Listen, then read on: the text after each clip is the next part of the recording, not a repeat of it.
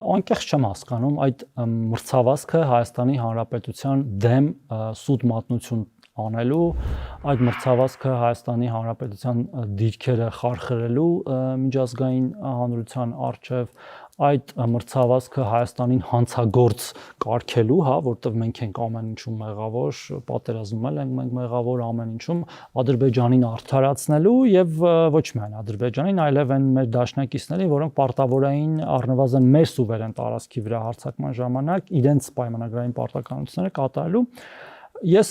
չեմ հասկանում անկեղծ ասած նրանց մոտիվները, որովհետև եթե նրանք կարծում են, որ այդ հարցազրույցներով օրինակ մեր ժողովրդի մոտ ավելի մեծ